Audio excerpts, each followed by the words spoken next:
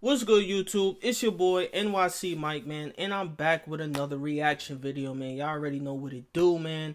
Today we got feminist TikTok compilation. You feel me? Now, the reason why I'm reacting to this is because, well, it's two reasons why. For one, I'm just trying something new, and then two, I'm really interested and curious to see how these feminists be thinking, because I know this is where they come from. This is like their headquarters. TikTok is like their headquarters. This is where all the feminists, you know the trans people, this is where they all come from. TikTok, you get what I'm saying? TikTok has to be one of the most toxic, like, social media platforms that you can use or even have. You get what I'm saying? This is why I don't use TikTok. You know what I'm saying? So, because you see nothing but delusional and crazy stuff on it all day. You feel me? I mean, you see delusional and crazy stuff on all social medias, but TikTok is like where you see it the most. You feel me? But I ain't gonna waste your time. We're gonna get straight into it, man. But I need y'all to do me a favor. Y'all already know what to do, man. Make sure you hit that like button. Make sure you subscribe. And most of all, make sure you turn on those post notifications so you get notified when I upload a new video, man. You feel me? So without further ado, we're gonna get straight into it. Women have gone for people that they didn't find particularly attractive because they thought that they would be more humble and treat them better. And then their Go for ego looks. is like The as big ugly as a ones blue would dick that treat you they look just like as Zac badly. Efron. The question is, why did we think that that was going to work? Women put their entire value in the way they look. Society has taught us to do that. Our value is measured in how many men want us and how many men find us attractive. Men, on the other hand, have never been taught that. Men are human first, ugly second, and it's quite the opposite with women when we think about it in the way society views us. A man's value has never been measured in how attractive he is to women. A man's value can be measured even more in economic output, how much money they're making, and that's still based off of capitalism and the patriarchy. But thinking that a man's going to be more humble because he's not seen as attractive to most women does not work for a reason, because he's still a man. Doesn't matter to him. Today I'm going to be rating how I dealt with homeless people catcalling me in LA. Okay, so this first one, growl really loudly. This one throws them the fuck off. Whenever someone is catcalling you, they always expect you to just like be quiet or ignore them or just, no. No. This shit is going to rattle their bones, okay? 11 out of 10. The second one, give them a death glare. Literally don't look away until they do. She just looks crazy. Just look at her. You feel me? She got this yellow eyeliner. You know what I'm saying? Never trust a woman that wears a lot of makeup. Like, I'm talking about a lot of makeup. You feel me? And they be on TikTok like 24/7. Never trust a woman like that. You feel me? Now, y'all know me, man. I love my females natural. All natural. No wigs, no weaves, no none of that. No makeup. I don't find none of that attractive. I like you in your natural, your natural beauty.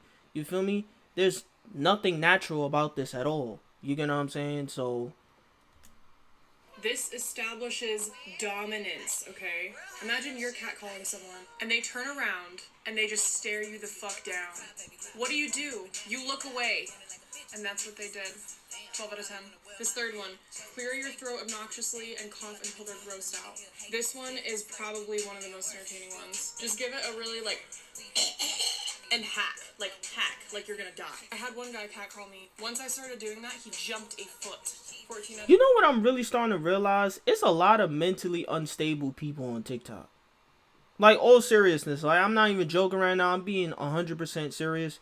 There is a lot of people that are just mentally unstable. You get what I'm saying? They're probably on antidepressants or whatever. You feel me? Probably take all type of medications and, like, you feel me? When and this is what TikTok is doing to a lot of these young people. You know what I'm saying? Specifically like modern women, because it's really mostly like females that be on TikTok. You get what I'm saying? And most females that tend to be on TikTok, most of them tend to be like this. You get what I'm saying? Mentally unstable, just talking nonsense. You get what I'm saying? 10. Look for part 2. Today I saw this tweet from AOC. It starts with, "You may not know that you know a survivor, but it's highly likely that you do." and it reminded me of a story that I think is really important for me to share. When I was in college, I took a journalism class focused on storytelling, and we had an audio assignment called Someone I Used to Know, and that was kind of the only prompt, was it had to be about someone you used to know. When it came time to present, one of my classmates stood up and she played her recording, and it was about how she was sexually assaulted by one of her close friends when she was 14. As soon as she was done, another one of my classmates immediately went up without saying a word and played her story.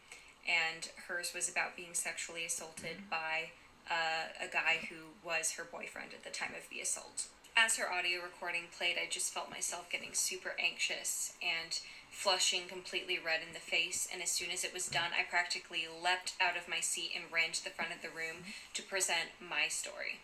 This is part 2 of my story about sexual assault survivors. After my 2 classmates had presented their stories, I also went up and I presented my story, which is about how I was sexually assaulted by my boyfriend at the time, the summer after I graduated from high school. 3 women in 1 class. All we had been asked to do was to share the story of someone we used to know.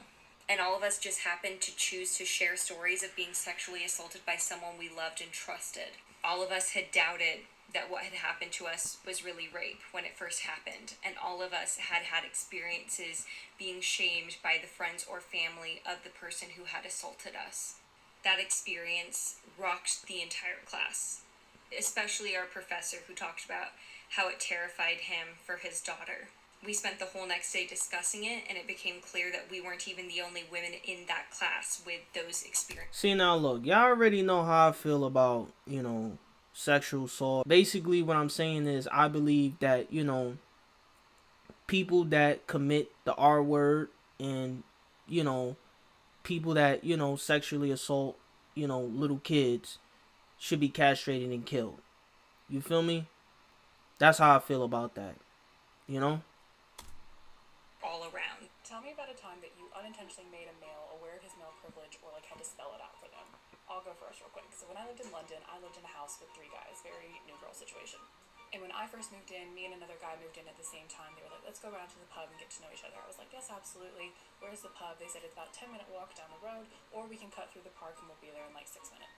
Now this was September, it was dark, there are no lights in the park. And so I was like, I don't really know if I like want to go through the park. And they were like, no, seriously, it's like straight through the park, like 1 gate in, 1 gate out, but it's like a 6-minute walk. And I was like, no, guys, listen, I'm not comfortable walking through the unlit park at night. I would prefer if we all walked together down the road. And one of them very seriously asked me, are you scared of the dark? I was like, no, it's for the same reason that I chose to live here, because the road to the tube is lit at night. We looked at each other and went, is it? I've never noticed. And I just went, guys, I'm a female. I could get assaulted. I just went, oh, fuck, you're right. What is one thing that a man will do that lets you know instantly that you should not talk? Ooh, this is so good. So the first one would probably be if he tells you that he works for 4X, or he's doing any type of pyramid scheme type of a job. That's a no immediately. If when you find him on a dating app, majority of his pictures are of him with a bunch of other people, so you kind of have to play like Where's Waldo? Yeah, that's a no. Either he's highly insecure or it's a catfish. If any of his pictures or photos or videos on his social media are of him doing this,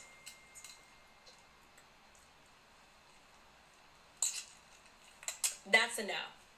Any guy who refers to women as females, you females.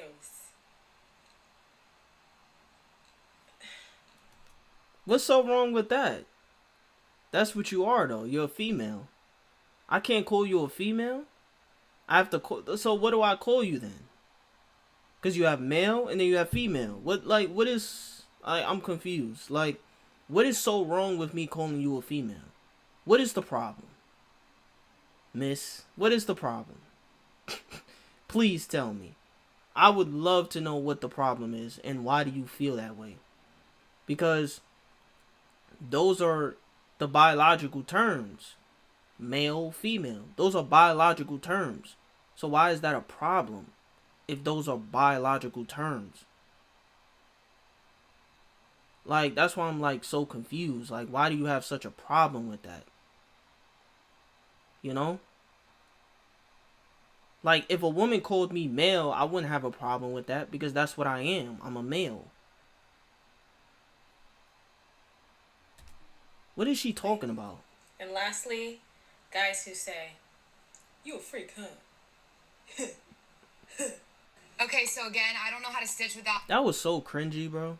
the other person's music playing in the background. If you know how to do that, please help me. I'm struggling.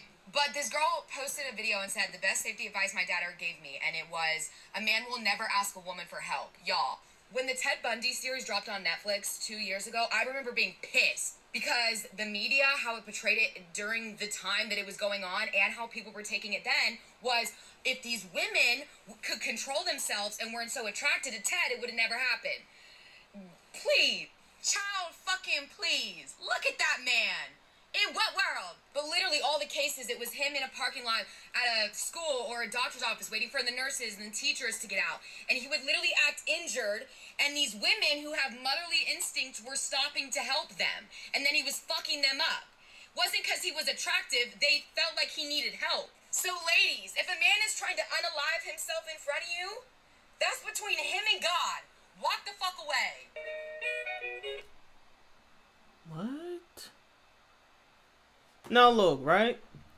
I do agree with her that, you know, when in the Ted Bundy situation, that most of the time that was it, the reason why he was able to do the things that he did to all those women was because, you know, those females that he happened to come across, they just thought he needed help, and, you know, obviously he was deceiving them. You get what I'm saying? So, but there were some cases where some of the females that he came across actually found him attractive, and that also played a part into why they decided to like help him, because, you know, they thought he was a good looking dude. So it's like, why not, right? At least that's how they're looking at it. You get what I'm saying? So she's half right on that, but, you know, listen, man. All I really gotta say is that TikTok, man, y'all be having some crazy females on here, man, that just be talking some nonsense. That's why I don't be on TikTok. It's just nothing but delusion and nonsense on it. That's really all there is to it when it comes to TikTok. You feel me? And I heard TikTok got stricter and stricter with their, you know, like their rules and stuff. There's a lot of things you can't even like talk about on TikTok. Feel me? So that's why I just stay away from that. You know what I'm saying? The only social medias that I stick to is YouTube, and every now and then, every now and then I'll be on Instagram, but that's pretty much it. You get what I'm saying? But yeah, that's the end of the video, man. I hope y'all enjoyed it. You feel me? And y'all already know what to do, man. Hit that like button, subscribe to your boy, turn those post notifications on. You feel me? And I'll see y'all on the next video, man. I'm out.